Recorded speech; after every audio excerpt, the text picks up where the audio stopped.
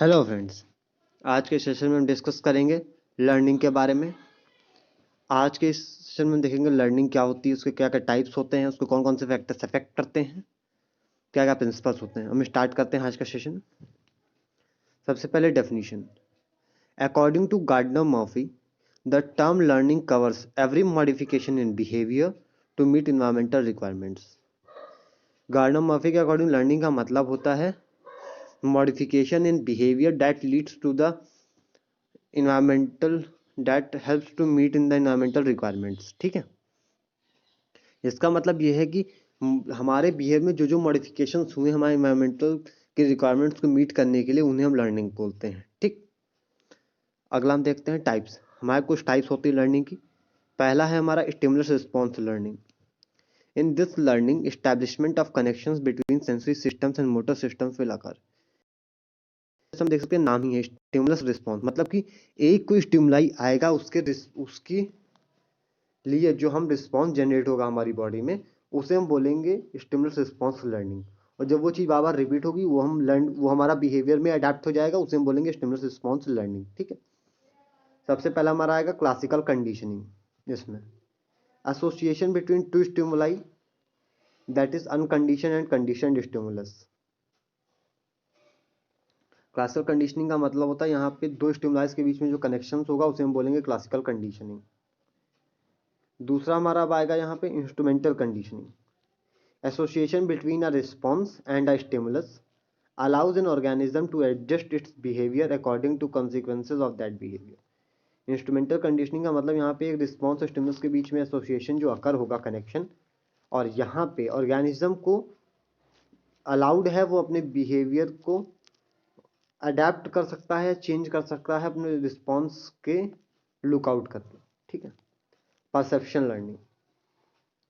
पहले हमने देखा था स्टिमुलस रिस्पॉन्स लर्निंग, दूसरा हमारा perception learning. The individual receives information from sense organs and interprets them in the light of previous experience.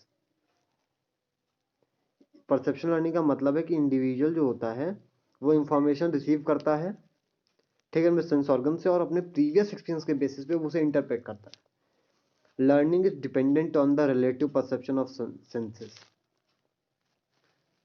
अगला हमारा आएगा verbal learning. All learning taking place in formal education is verbal learning. Science, pictures, symbols, words, figures, sounds, voices are essential instruments in process of learning. Verbal learning का मतलब यहाँ पे हम mainly oral चीज़ों को लर्न करते हैं, orally या ओरली, उसे हम बोलते हैं वर्बल लर्निंग, जो कि मेनली हमारा फॉर्मल एजुकेशन में होता है। ठीक है, motor learning. When learning involve primary the use of muscles, मतलब कि जिन चीज़ों को हम प्ले करके या परफॉर्म करके लर्न करते हैं, उसे हम बोलते हैं मोटर लर्निंग। जैसे कि पियानो चलाना, और लर्निंग टू, मतलब बाईसाइकिल को राइड करना, मोटरसाइकिल को राइड करना, कार को प्ले करना, स्विमिंग करना, ये सारी चीज़ें हम मोटर लर्निंग में आ जाती हैं। अगला आएगा हमारा concept learning. A concept is the form of mental image that denotes a generalised idea about things, person और event. Here individual tries to find out some common property in group of object. Concept learning का मतलब है कि ये एक mental image होता है, हर चीज़ के बारे में उसे लर्न आउट करने के लिए मेंटल इमेज इंडियन इंडिविजुअल बनाता है, उसे इजीली अंडरस्टैंड और लर्न आउट करने के लिए। ठीक है, यहाँ पे इंडिविजुअल जो है वो ग्रुप ऑफ ऑब्जेक्ट्स में एक कॉन्सेप्ट या एक कॉमन प्रॉपर्टी फाइंड आउट करता है, जिससे वो इजीली उन चीज़ों को लर्न आउट कर पाता है। Problem solving learning. This learning requires the use of cognitive abilities like thinking, reasoning, generalisation and imagination. This learning requires the use of cognitive abilities. ठीक है, यहाँ पे हमारी जो कॉग्निटिव एबिलिटीज होती हैं इंडिया की, थिंकिंग, रीजनिंग, जनरलाइजेशन, ये सब यहाँ पे यूज होती हैं। अगला हमारा आएगा attitude learning. Individual learns the thing based on his attitude towards that thing. Attitude learning का मतलब है individual learns the thing that thing, मतलब कि इंडिविजुअल का एटीट्यूड उस टॉपिक की तरफ जिसको वो लर्न आउट करने की कोशिश कर रहा है, उस एक्टिविटी की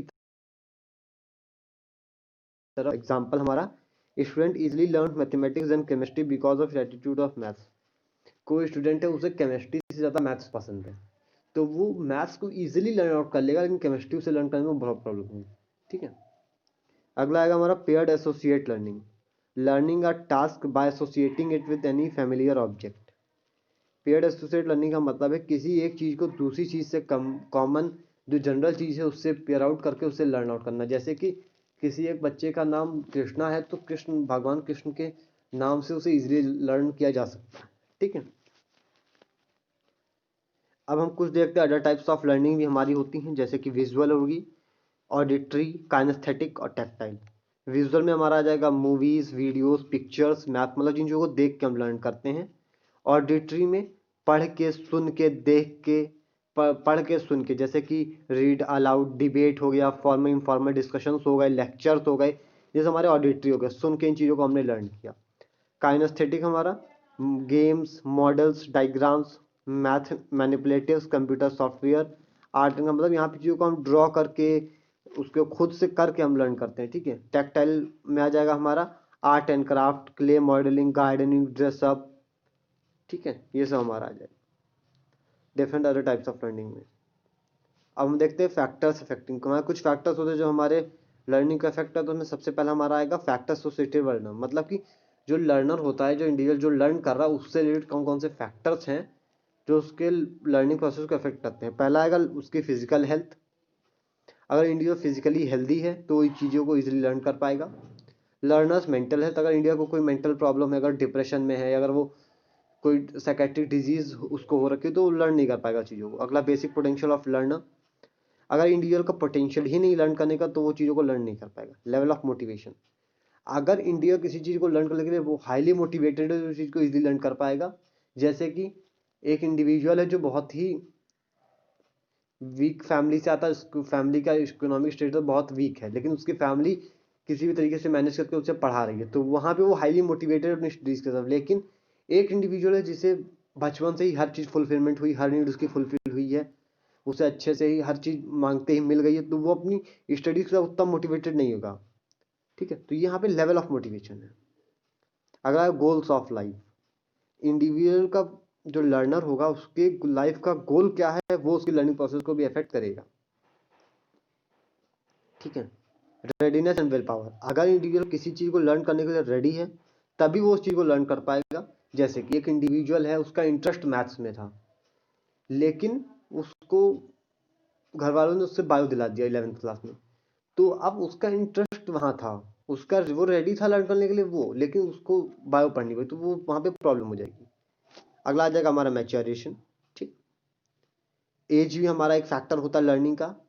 मेनली एज से कोई मैटर नहीं करता है, लर्निंग हम किसी भी एज पे किसी भी चीज़ को लर्न कर सकते हैं, यहाँ पे एज कोई मेन फैक्टर नहीं है उतना। इमोशंस, हमारा अगर सैड है तो चीज़ों को लर्न जल्दी नहीं कर पाएगा। सेक्स, मेल एंड फीमेल्स में उतना चेंजेस नहीं होता है, कुछ फैक्टर्स हैं जो अफेक्ट होते हैं। Factors associated with type of learning experience, हमारा किस टाइप का लर्निंग एक्सपीरियंस है वो भी अफेक्ट करेगा हमारा। पहला हमारा आ जाएगा nature of learning experience. Nature learning experience मतलब कि हमारा जो चीज़ हम लर्न करने जा रहे हैं वो किस तरीके में है, विजुअल है, किस तरीके से प्रेजेंट है, वो चीज़ डिफाइन करेगा। अगला मेथोडोलॉजी ऑफ लर्निंग, मतलब कि हम चीज़ों को किस मेथड से लर्न कर रहे हैं। जैसा कि हम कहते हैं कि जिन चीज़ों को हम देखते हैं उन्हें ज़्यादा टाइम तक हमारे दिमाग में याद रहती हैं। ठीक है, मेथोडोलॉजी ऑफ लर्निंग, इसमें हमारी दो चीज़ें आ जाती है, पहला मीनिंगफुलनेस ऑफ मटेरियल, दूसरा अमाउंट और लेंथ ऑफ मटेरियल। मीनिंगफुल मतलब वो चीज़ जितना हमारे लिए हेल्पफुल होगा उतना ही ज़्यादा वो हम उस चीज़ को हम उतना याद रखेंगे, और दूसरा वो चीज़ जितना ही शॉर्ट होगी या जितना ही छोटी होगी उतना ही, अगर कोई चीज़ बहुत ज़्यादा लंबी उसे हम उतना याद नहीं रख पाएंगे। ठीक है, तीसरा हमारा आ जाएगा factors associated with man and material. अब यहाँ पे हम देखेंगे फैक्टर्स जो है मैन और मटेरियल से एसोसिएटेड क्या है, क्वालिटी ऑफ टीचिंग, मतलब जो चीज़ टीच हो रही है उसकी क्वालिटी क्या है, मतलब उसको किस तरीके से किस लेवल तक उसे पढ़ाया जा रहा है। ठीक है, अगला आ जाएगा availability of appropriate learning material, अगर वहाँ पे अप्रोप्रिएट मेथड, जैसे कि टीचर बच्चों को पढ़ा रहा है, अगर वो बच्चों को पिक्चर्स का यूज़ करके चीज़ों को अच्छे से एक्सप्लेन करके उन्हें एक्टिविटीज़ परफॉर्म करा के कराएगा तो उन्हें ईजिली लर्न होगा। जैसे कि मान लो एक नर्सिंग कॉलेज है, वहाँ पे अगर टीचर्स प्रोसीजर्स को एक्सप्लेन करने के बजाय अगर उन्हें बच्चों से परफॉर्म करवाएंगे वो इजीली लर्न कर पाएंगे लेक्चर्स के अकॉर्डिंग में। ठीक है, अगला आएगा अवेलेबिलिटी ऑफ कंडक्टिंग इन्वायरमेंट, मतलब कि जिस इन्वायरमेंट में स्टडी हो रही है बच्चों को, जिन इन्वायरमेंट में पढ़ाया जा रहा है वो इन्वायरमेंट भी उनकी स्टडीज़ के लिए हेल्पफुल होना चाहिए। जैसे कि साइलेंट होना चाहिए, दूसरे स्टिमुलाइज ना हो जो उन्हें अट्रैक्ट डिस्ट्रैक्ट करे अपनी पढ़ाई से। ठीक है, हम देखते हैं लॉज ऑफ लर्निंग। हम देखेंगे कुछ लॉज होते हैं हमारे लर्निंग के। पहला हमारा आएगा law of readiness. Learning takes place best when person is ready to learn, some attitude and mindset is necessary for learning. Law of readiness का मतलब है इंडिविजुअल किसी चीज़ को तभी लर्न कर पाएगा जब वो चीज़ को लर्न करने के लिए रेडी होगा। अगर वो चीज़ को लर्न करने के लिए रेडी नहीं है तो वो चीज़ को लर्न नहीं कर पाएगा। अगला law of effect. A successful reaction gives satisfaction to the individual and the same reaction tends to be repeated. Pleasure and pain have effects on learning. मतलब कि इंडिविजुअल का किसी चीज़ को अगर उसने लर्न किया, उसका जो रिएक्शन आएगा सक्सेसफुली, वो रिएक्शन उसकी स्टडीज़ को अफेक्ट, उसकी लर्निंग प्रोसेस को अफेक्ट करेगा। अगर किसी मान लो किसी चीज़ को इंडिविजुअल ने लर्न किया, ठीक है, और मान लो कोई टॉपिक था उसने घर पे लर्न किया, वो आया कॉलेज में टीचर ने पूछा, उसने सुनाया स्कूल में, तो वो एक पॉजिटिव रिस्पॉन्स, वो अच्छे से उस चीज़ को फिर रिपीट करेगा, बार बार वही चीज़ करेगा। ठीक है। अगला है law of exercise. Native reactions are strengthened by practice, the use of response strengthens it and makes it prompt, easy and certain. Law of exercise का मतलब जिस चीज, अगर किसी चीज को हम बार बार परफॉर्म करते हैं या बार बार रिपीट करते हैं तो वो चीज हम इजीली लर्न आउट कर जाते हैं, वो बिहेवियर में आ जाती है। ठीक है। जैसे कि एक स्टूडेंट था, उसे मैथ्स नहीं पसंद थी, लेकिन जब वो मैथ्स को रेगुलरली सॉल्व करने लगा, उसे करने लगा, प्रॉब्लम्स को सॉल्व करने लगा, उसे मैथ्स आ गई इसलिए। तो यहाँ पे उसे मैथ्स नहीं पसंद थी, लेकिन जब वो प्रैक्टिस किया तो उसे मैथ्स अच्छे से आ गई। तो यहाँ पे हमारा लॉ ऑफ एक्सरसाइज हो गया। Law of frequency. If one response strengthens the situation response connection, two responses will strengthen it more and so on. More frequently connection exercise, more stronger connection becomes. Law of frequency का मतलब है कि जितनी ज़्यादा बार हम चीज़ों को exercise करेंगे, जितनी फास्टली एक्सरसाइज करेंगे, उतना ही ज़्यादा वो स्टिमुलस और रिस्पॉन्स कनेक्शन हमारा स्ट्रांग होगा। ठीक है। अगला आएगा law of disuse. Any learning process which is not practice for some time gradually decays, use strengthens the situation response connection, disuse weakens the connection. Law of disuse का मतलब अगर किसी चीज़ को हमने लर्न किया, अगर उस चीज़ को हम यूज़ नहीं करेंगे तो हम भूल जाएंगे। जैसे कि एक इंडिविजुअल है जिसने बाइक चलाना सीखा, लेकिन फिर उसने कुछ सालों बाद कार खरीद ली, वहां पे उसने ड्राइवर रखा। अब वो कार उसका ड्राइवर चला रहा है, उसने 15 to 20 ईयर्स तक अपनी बाइक कभी नहीं छुई, लेकिन एट द इमरजेंसी उसे बाइक चलानी पड़ी, वहां पे ड्राइवर नहीं था, उसे बाइक से कहीं जाना पड़ा। अब वो बाइक चलाना भूल चुका है एक तरीके से, वहां पे उसे प्रॉब्लम होगी 15-20 ईयर्स के बाद बाइक को चलाने में। ठीक है। ये होता है हमारा लॉ ऑफ डिसयूज। जिस चीज को हम मतलब लर्न किया है, अगर उसको हम बार बार एक्सरसाइज नहीं करेंगे तो उसको हम डिके हो जाएगा, उसे हम भूल जाएंगे। Law of recency. The more recent is the exercise, the stronger is the connection between situation and the response. Law of recency का मतलब जिन चीज़ों को जितनी जल्दी रिसेंटली लर्न करें हैं, और जितना रिसेंटली हम चीज़ों को एक्सरसाइज करेंगे, उतना ज़्यादा टाइम तक वो हमारे बिहेवियर में अडेप्ट हो जाएंगी, उतना ज़्यादा टाइम तक वो हमारे माइंड में सेट रहेंगी। अगला है law of primacy. The first experiences acts are novel and of to attract attention, the event occurred first in life are remembered forever. Law of primacy का मतलब है यहाँ पे जो चीज़ें फर्स्ट टाइम हमारी लाइफ में होती हैं उनको हमेशा याद रखते हैं। जैसे कि हमारा फर्स्ट टाइम बर्थडे जो सब सेलिब्रेट हुआ, घर वालों ने हमें फर्स्ट टाइम जो गिफ्ट मिला, हमारा फर्स्ट लव, हमारी फर्स्ट मैरिज, ये सारी चीज़ें जो हमारे लाइफ में फर्स्ट होती हैं उन्हें हम हमेशा याद रखते हैं। Law of purpose. With the clear of और definite goal in mind, the students work towards a definite purpose. Law of purpose का मतलब है हम हर चीज़ को लर्न करने के पीछे एक पर्पज होता है। ठीक है। हम चीज़ को लर्न तभी करते हैं जब हमारे माइंड में कोई गोल फिक्स होता है उस चीज़ को लेके, कि हाँ हमें इसके लिए ये प्रॉफिट होगा। अगला है लॉ ऑफ एसोसिएशन।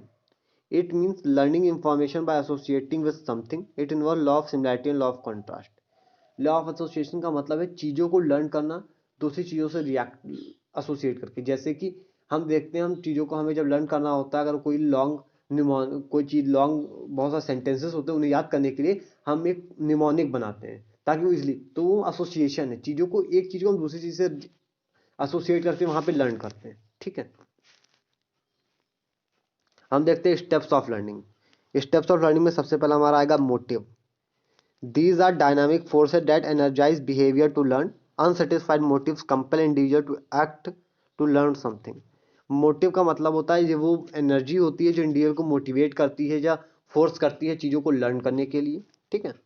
और जो अनसेटिस्फाइड मोटिव्स होते हैं वो हमारे इंडिविजुअल को कंपेल करते हैं चीज़ों को लर्न करने के लिए। गोल। For satisfaction of needs, individual sets definite goals of achievement. Setting goal makes learning interesting and attract individual to learn. गोल का मतलब होता है इंडिविजुअल के माइंड में हम एक कुछ ना कुछ गोल सेट होते हैं जो कि उसे कंपेल करते हैं चीज़ों को लर्न करने के लिए। ठीक है। अगला आएगा block to attainment of goal. If the individual don't faces any difficulty in learning, he will not change his behavior. Due to barrier, individual will change his behavior to meet goal. Block to attainment of goal का मतलब होता है कुछ barriers जो उसके गोल को achieve करने के लिए बैरियर बनने, मतलब कुछ ऐसे चीजें होंगी जो उनसे लर्निंग करने से प्रिवेंट करेंगी. जब तक वो उस बैरियर्स को नहीं हटाएगा तब तक वो चीजों को अच्छे से लर्न नहीं कर पाएगा. ठीक है, इसे हम बोलते हैं block to attainment of goal. अगला आएगा हमारा reinforcement. If response is successful and satisfies needs, it will be repeated subsequently. Reinforcement का मतलब है अगर किसी चीज को हमने लर्न किया, अगर वो हमारे लिए हेल्पफुल है, नीड है, तो वो हम बार बार उसे रिपीट करेंगे. अगला आएगा integration. Individual integrate successful response to previous learning as present as a whole. हमारा उसके बाद आएगा learning situation. The quality speed and effectiveness of learning depends upon the kind of learning situation environment. यहाँ learning situation मतलब है कि जो चीज इंडिया लर्न कर रहा है वो किस इन्वायरमेंट में इसलिए लर्न किया है, कैसा सिचुएशन थी, वो डिफाइन करेगा. अगर मान लो कल एग्जाम है, बच्चे ने आज पढ़ा, तो वो कल के एग्जाम के लिए सिर्फ पढ़ रहा है, वो आज वो चीज कल के बाद भूल जाएगा. ठीक है, ये चीज होती है कि वो किस इन्वायरमेंट में, किस सिचुएशन में उस चीज को पढ़ा जा रहा है. आज का सेशन यहीं पे एंड करते हैं. Thank you.